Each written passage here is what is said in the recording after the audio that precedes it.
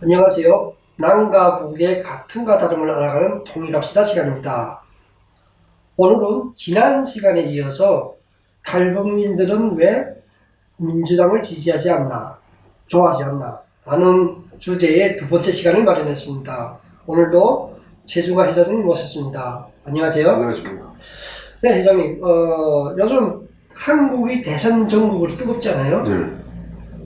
혹시 개인적인 질문인데 어느 당 후보자를 혹시 지지하고 있는지 물어보다 괜찮을까요? 예, 이번 저도 이제는 탈북을 한 후로부터 한국의 대선도 여러 번 겪어보고 있는데, 참 선거라는 게 이제 우리가 보면 볼수록 좀 이렇게, 이건 아니지 않냐는 생각도 많이 드는데, 어차피,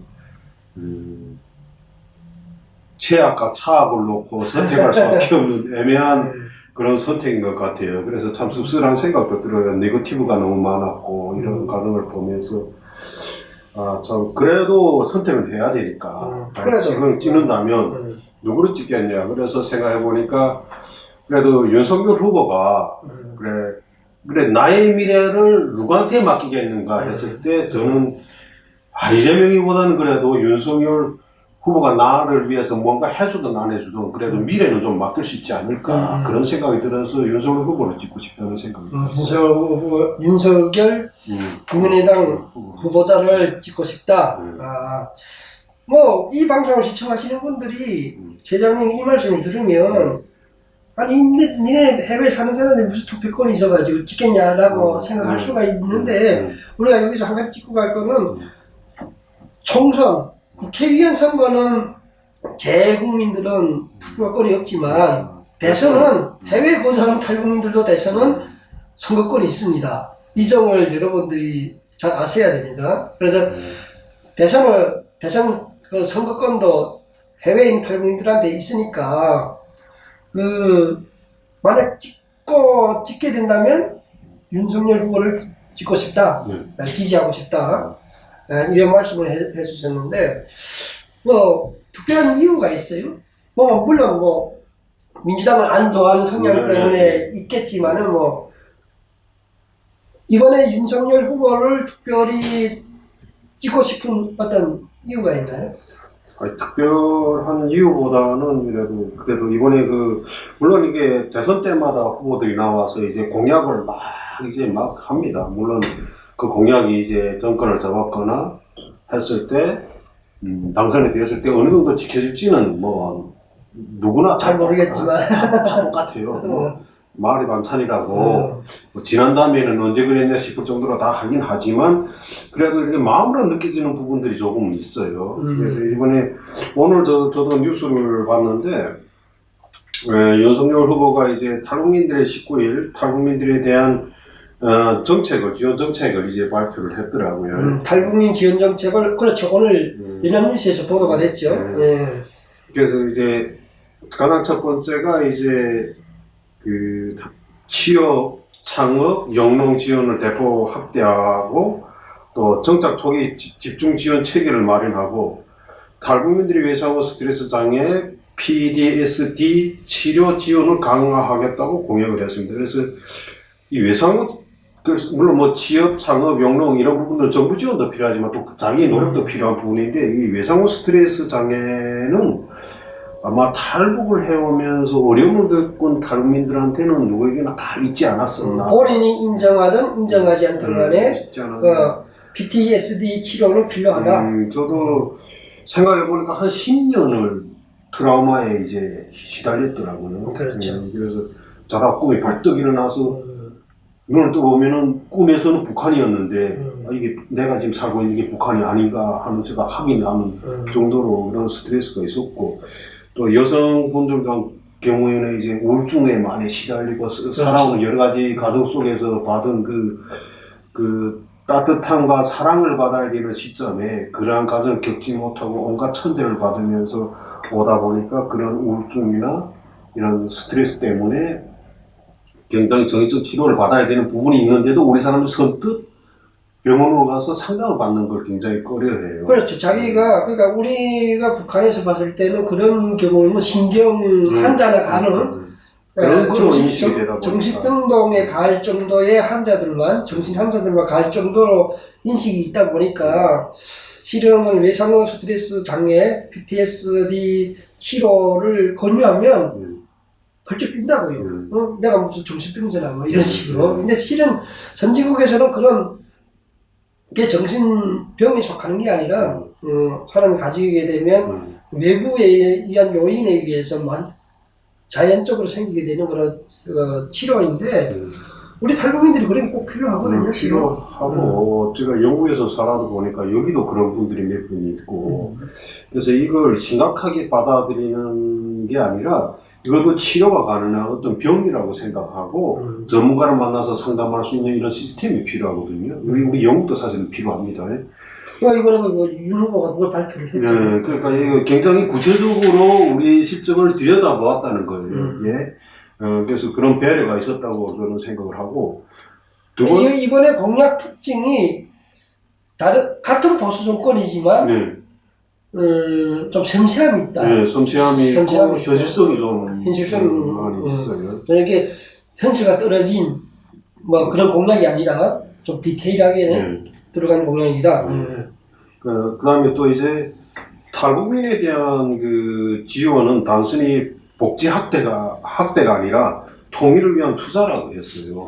굉장히 좋은 말이죠. 굉장히 정말 공감이 가는 말인데 탈북민들이 지금 35,000명이라는 사람들이 북한이라는 세상에서 다크넷 세상에서 살다가 지금 대한민국이라는 발전된 선진국에 와서 지금 살고 있습니다. 그러면 환경은 변하고 했지만은 사람은 그 사람이기 때문에 이제 그 사회가 주는 혜택도 존재하겠지만 제가 생각해 보니까는 그 혜택을 받으면서도 그 안에서 받는 또 상처들이 있어요.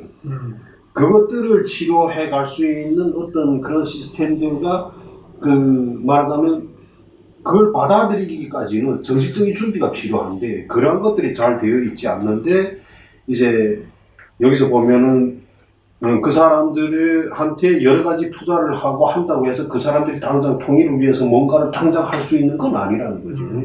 그러나 대한민국에 이제 북한을 탈북해 온 사람들을 어떻게 대하는가에 따라서 앞으로의 통일 문제가 쉽게 갈 수도 있고 어렵게 갈 수도 있고 설사 북한이 변화가 오더라도 통일이 안 될 수도 있다는 것도 생각해야 된다. 통일이 중요하지만 통일보다 더 중요한 거는 통일 이후의 사회통합 문제거든요. 근데 탈북민들이 사회통합 과정에서 조력자가 되고 기둥이 되어야 되면 모르겠는데 혹시 한국 사회에서 받은 상처 때문에 오히려 사회통합의 걸림돌, 방해자가 될 수 있는 부분을 지금 윤 후보께서는 투자라고 표현하시고 통일을 위한 투자라고 표현을 하신 거예요.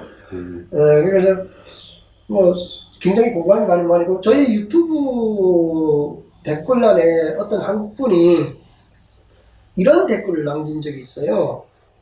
어떤 댓글이냐면 우리가 올린 영상 중에 많은 탈북민들이 고향으로 돌아가고 싶다라고 북한을 돌아가고 싶다라는 생각을 한두 번 정도는 해봤다라는 설문조사가 나온 영상을 올린 적이 있었는데 그 밑에 어떤 댓글 달았냐면 남자들은 다 가고 여자들만 남고 남자들은 다 가라. 우리가 그렇게 잘해줬는데 니네가 다 올라갈 것 같으면 올라가라. 뭐 이런 식의 댓글을 달았어요. 이게 단순히 그런 댓글인 게 아니라 북한 주민에 대한 탈북자한테 왜 지원해?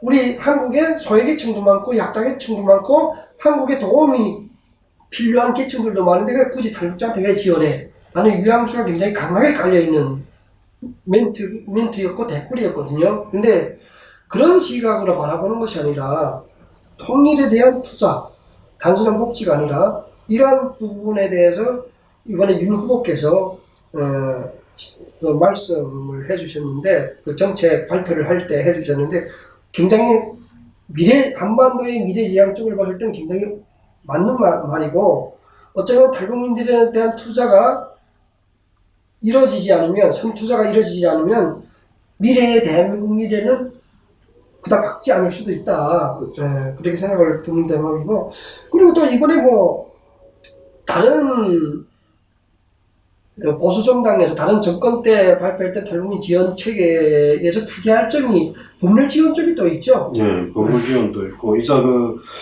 그 탈북민에 대한 지원은 단순한 복지 확대가 아니라 통일을 위한 투자라고 그 내용이 포함되어 이제 설명을 했는데, 더불어민주당은 이제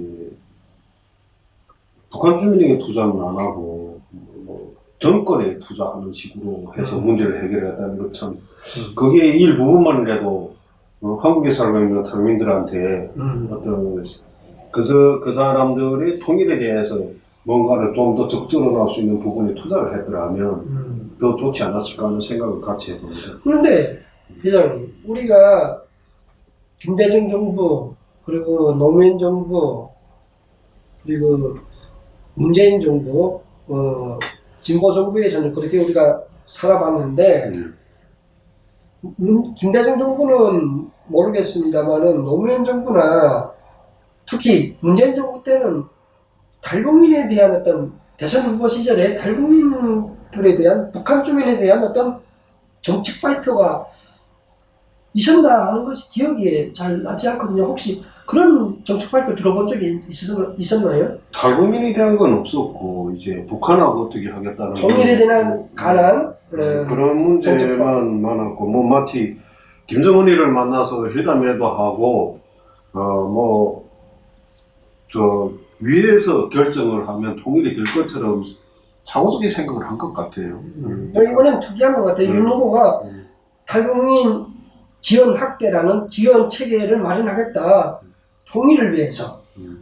특별히 이번 윤 후보자께서 특별히 콕 집어서 탈북민 지원 정책을 발표를 했어요. 역대 정권들의 진보 정권이나 보수 정권 다 포함해서 역대 정권들에서 탈북민들을 콕 집어서 지원 체계를 발표한 거는 이번에 윤 후보자가 처음인 것 같아요. 그렇죠. 네, 저희가 윤 후보자에 대한 기사 내용을 잠깐 짚어봤고요. 계속해서 우리가 가고 있다면, 자, 탈북민들은 왜 민주당을 지지하지 않나? 라는 어떤 그 내용 중에 탈북민도 역사 중에 우리 대한민국 국민들이 잘 모르는 부분들이 있어요. 뭐냐면 탈북민들이나 북한이나 탈북민들을 핑계로 삼아서 법안 통과시키고 예산을 만들어 놓고는 그걸 탈북민들을 위해서 10%, 20%밖에 안 쓰고 나머지 7, 80%는 자기들이 다 나눠 먹는 거죠. 쉽게 말해서 쟤네끼리 다 헤쳐먹는 거예요, 민주당이. 그러니까 탈북민들이 좋아하지 않는 것 같아요. 그 대표적인 실례가 있죠. 이제 사실 탈북민들에 대한 거, 북한 인권에 대한 거 이런 것들은 이제 보수당이 정권을 졌을 때 이제 많이 시도를 했고 그런 정책들이나 이런 것들을 틀을 만들어 놨어요. 근데 이제 정권이 바뀌다 보니까 진보 진영이 이제 정권을 쥐다 보니까 되는데 결국에는 이제 그런 일들이 실제 그 사업에 정확하게 씌워지는 것이 아니라 이제 정권을 잡았을 때 노공 행사를 하는 어떤 한 자리로 만들어버린 거죠. 변질돼 버린 그렇죠. 거죠. 남북 하나 재단이 1년 예산이 800억이거든요. 대체로 800억인데 그 남북 하나 재단이 원래 북한 이탈 주민 재단이었어요. 전 명칭이 그러다가 남북 하나 재단으로 바뀌었는데 1년 예산이 800억인데 그 800억 중에서 실제로 탈북민들한테 직접적으로 가는 예산이 100억도 안 됩니다. 100억도 안 되거든요. 그럼 나머지는 뭐냐? 60, 70%가 인건비로 나갑니다. 그 인건비가 누구냐? 남북 하나재단 직원들 뿐만 아니라 전국에 남북 하나센터가 몇 개가 있죠? 25개인가 아까 확인해보니까 25개 정도. 그러니까 25개 하나센터에 나가는 그 예산들 직원들 인건비인데 그럼 그 직원들은 8, 90%가 누구로 채워져 있냐? 거의 90%가 넘는 인원이 다 한국 사람들로 채워 있는 거예요. 그것도 무슨 성향의? 진보 성향의 사람들로 채워져 있어요.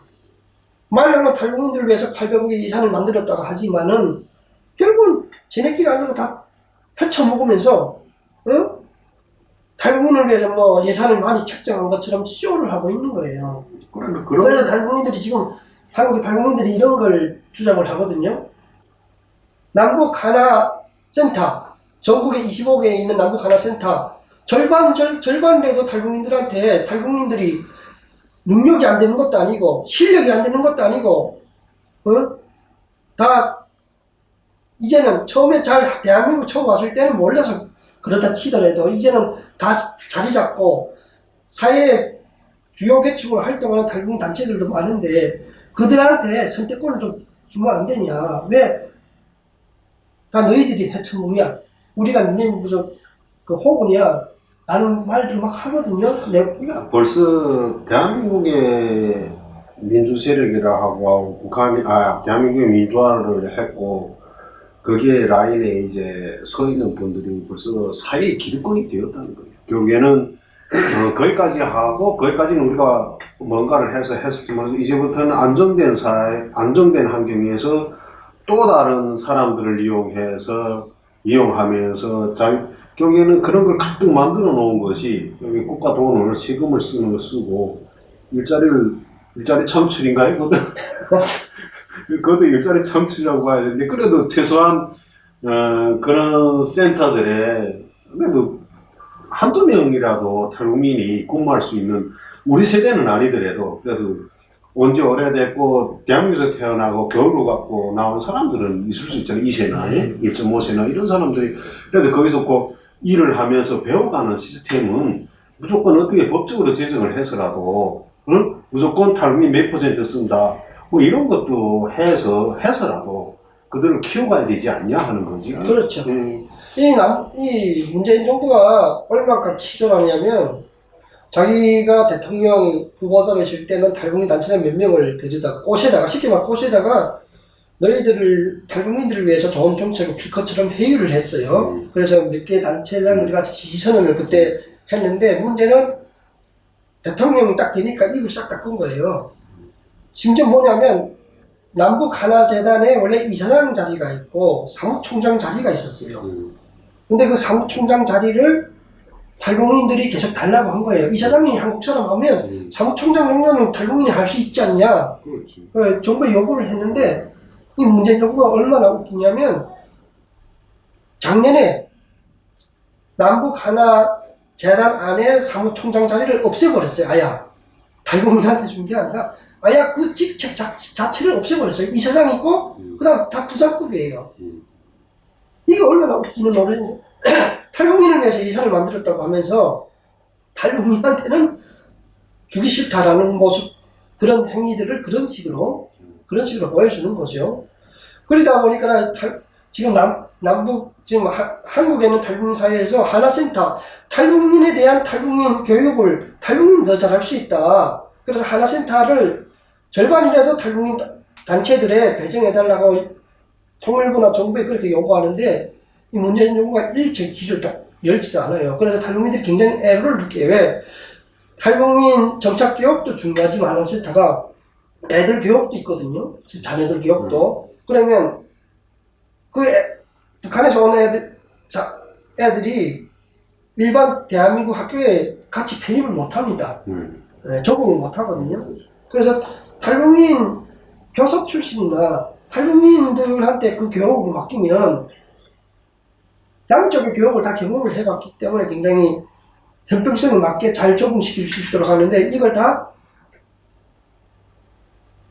한국 사람들한테 다 예산을 줘버리다 보니까 탈북민들이 제일 잘할 수 있으면서 할 수 있는 탈북민들이 설 곳이 없는 거예요. 그러면 예를 들어 우리가 이런 식으로 한번 생각해 보죠. 만약에 이런 방향으로 간다고 하면 북한이 문이 열렸을 때 북한의 국변 사태 시 탈북민들이 들어가서 북한의 주요 사회계층, 주요 계층 기관들이 들어가서 통일의 중재자 역할을 해야 될 시기가 왔을 때 과연 좌파 정부는 탈북민들한테 통일의 그 북한 지역을 담당하고 관리할 수 있는 권리를 줄 것이냐? 안 준다는 거죠. 안 주지. 안 준다는 거죠. 아마 들어도 모르게 할 수 있어요. 그러니까 우리가 좌파 정부나 민주당을 말로는 통일의 선구자라고 이야기하고 말로는 통일이 중요하다고 이야기하면서도 실제로 현실적으로는 차별하고 무시하고 깔아뭉개고 하니까는 좋아라고 해도 좋아질 수가 없는 거죠. 그래 뭐 그것만 있는 것이 아니라 이번에 그 남북 협력 기금도 이번에 국회에서 1조 원 이상이 되는 돈을 예산을 마련했어요. 남북 협력 기금. 그 돈이 뭐예요, 결국은? 북한 정권 갖다 주는 돈 있잖아요. 북한 정권을 갖다 주는 돈은 계속 볼 액수가 너무 많아지고 1조 넘어가면서 북한 이번에 국회에서 통과된 그 북한 인권 예산이 얼마인지 아십니까? 8억이에요, 8억. 출범 초기에 300억인가 책정이 됐던 그 예산이 지금 5년이 문재인 정부 5년 오는 동안에 8억을 이번에 책정된 게 8억이에요, 8억. 8억까지 북한 인권 개선을 뭘로 할 수 있다는 거죠? 더불어민주당이나 문재인 정부가 통일을 위하고 한반도의 안정과 평화를 만들어 간다고 하는데 지금 하는 거 봐서는 망국의 죄를 짓는 거 아닌가 싶게. 그렇죠. 훗날인가는 언젠가는 역사 속에 어떻게 기억될지는 모르겠지만은 아마 북한 주민들의 이 상황을 이해하고 본다면 마음이 어떨까 저도 생각을 합니다. 또 제가 훗날에 고향에 돌아갔을 때 내 가족과 형제들 보고 대한민국의 민주당이나 진보라는 사람들에 대해서 어떻게 평가할지도 생각해 봐야 되는 거 아닌가. 그래서 저는 개인적으로 민주당은 통일이 되면 통일을 바라지 않는 정당이다. 실제로. 왜? 그렇지. 가만히 놓고 보면 민주당이 북한 때문에 북한의 정권 때문에 성장한 정당이에요. 북한 8.1을 하면서 통일 8.2 북한 8.1을 하면서 민주당이 성장을 했는데 만약에 북한 정권이 무너지게 되면 자기들이 설 수 있는 명분이 없어지는 거예요. 그래서 그러다 보니까는 통일을 원하지 않지 않냐 실제로 이런 생각이 들 정도고요. 또 중요한 거는 우리가 북한의 문이 열렸을 때 통일은 역사의 법칙입니다. 우리가 한국 주민들이 통일을 반대하는 사람들이 더 많다. 신세대는 새 세대는 통일을 원하지 않는다. 아무리 그래도 원하다 원치 않다. 국익의 차원에 의해서 통일을 될 수밖에 없어요. 국가 존재가 그렇거든요. 국가 존재가 개인이 생각할 수 있는 영역이 아니거든요. 될 수밖에 없는데 통일이 되면 북한 주민들이 자기들이 그렇게 오랫동안 억눌리고 핍박받고 인권 탄압받고 했던 그 세력들 중에 3대 세습의 김씨 왕조만 있는 것이 아니라 민주당도 있다고 하면 북한 주민들이 민주당을 지지할 것 같아요. 통일이 문이 열린 다음에. 그러니까 저는 개인적으로 민주당의 미래는 박지 못하다. 그러니까 민주당이 통일이나 북한 주민들의 그 정책에 그렇게 정말로 악을 쓰며 반대하고 악을 쓰며 막지 않냐 하는 생각이 들거든요. 어떻게 생각하십니까?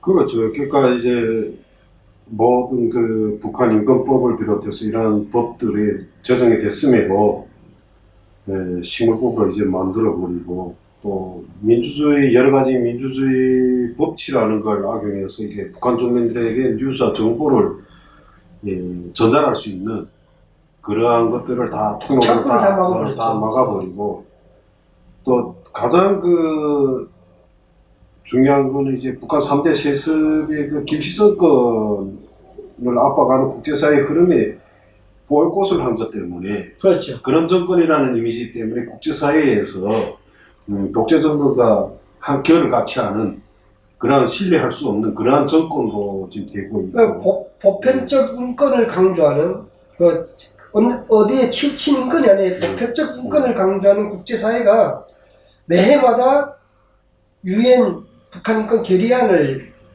해왔는데 문재인 정부 오랜 기간 다 보이콧했어요. 한 번도 남북 간의 특수 상황, 남북 간의 특수 상황이라면 뭐가 있어요? 과거의 정부는 남북 간의 특수 상황이 없었어요. 심지어 김대중 정부나 노무현 정부 때도 보이콧 안 했어요. 근데 문재인 정부 때가 보이콧했어요. 그래서 보이콧 해가지고 북한 인권 문제 해결됐습니까? 북한 주민의 삶의 방향이 삶의 향상이 됐습니까? 핵을 해결한 것도 아니고. 그렇다고 진짜 북한의 핵 문제를 해결하거나 미사일 문제도 해결했습니까? 그냥 쏘였던 것 같아요. 세 번인가 정상회담을 하고 하면서 했던 게 정치력을 발휘해서 한반도 문제를 해결하고 또 국제사회에서 외교력을 발휘해서 어떤 문제를 해결하는 게 중요하지 않고 지지율 지지율을 얻기 위한 하나의 지지율이라는 게 어떤 정책을 하는 권력자가 리더가 어떤 결과를 만들어냈을 때 올라야 되는데 이거는 만나면 오르는 이런 지지율도 참 저는 희한한데 그래서 그러한 부분들의 결국에는 이벤트가 그러니까 정치를 하고 국가를 운영하는 게 이벤트로 이제 변하지 않았나 이렇게 생각이 되거든요. 그래서 이제는 그러한 것들에 이제는 익숙해지다 보니까 정치가 이제는 뭐 거의 그런 쪽으로 갈 수밖에 없는데 이번에 이제 우리 또 이번 대선을 통해서 또 그러한 부분도 많이 또 걸러가면서 또 잘 지켜보면서 가장 선거가 민주주의의 꽃이라고 하잖아요. 근데 이제 선거 때문에 갈등이 생기고 선거 때문에 그 과정에서 여러 가지 문제들이 생기고 포퓰리즘으로 막 가서 나라 망하고 이런 문제들을 바로잡는 거는 투표자의 몫인데 우리 투표자들이 자기 미래를 어느 쪽에 맡기겠는가를 잘 선택하는 게 중요하지 않습니까? 유권자들의 선거 권리를 제대로 보장이 되는 사회로 가야 되는데 대한민국 현실은 아직도 그렇지 못하죠. 편향적이다. 대한민국의 경제력은 세계 10위권, 11위권에 들어가 있을 정도로 선진국이지만 국민의식이나 사회 시스템은 아직도 후진국에 머물러 있는 기형화된 사회가 아직 대한민국 사회인데 우리 유튜브를 보시다 보면 한국 분들이 일부가 화가 나가지고 막 댓글을 다는 분들이 있어요. 그것도 아주 안 좋은 소리로 저는 개의치 않다고 생각합니다. 문제는 뭐냐면 원래 병은 아파야 치료가 되는 법이에요. 병은 아파야 치료가 되는데 이분들이 우물 안에 개구리처럼 대한민국 안에만 있다 보니까 바깥 세상에서 대한민국을 어떻게 보는지를 몰라요. 대한민국 시각을. 대한민국 사회는 분명히 기형화가 되어 있습니다. 경제는 선진국 수준에 성장되어 있는데 국민의식, 사회체제, 국민이 가지고 있는 인식 그 자체가 후진국 수준이에요. 도덕성 문제, 인격 문제 전체가 다 포함되어 있어요. 그러니까는 기형화가 되어 있는 겁니다. 북한 말로 하면 가분수예요. 머리는 큰데 몸은 작은, 아니면 몸은 큰데 머리가 작은, 몸이 크고 머리가 작다고 표현한 게 맞겠네요. 그 가분수, 참분수 같은 그런 기형화가 된 사회가 대한민국 사회입니다. 대한민국 사람들 정신 차리지 않으면요 이런 부유함이 오래 갈 것 같습니까? 항상 보면 문제가 있는 곳에는 선패가 있고 지옥이 있게 되어 있습니다. 그래서 이번에 대통령 선거도 우리 유권자분들 자기 권리를 참 잘 사용해 가지고 정말로 대한민국을 위해서 살릴 수 있고 대한민국을 선진국 이상 반열에 올려 세울 수 있는 그런 힘 있는 대통령, 능력 있는 대통령, 그런 멋진 대통령을 선출해 보기를 기원하겠습니다. 우리 회장님도 윤석열 대통령 후보를 지지한다고 하니까 윤석열 후보에 대한 지지 말씀 한마디 부탁드리겠습니다.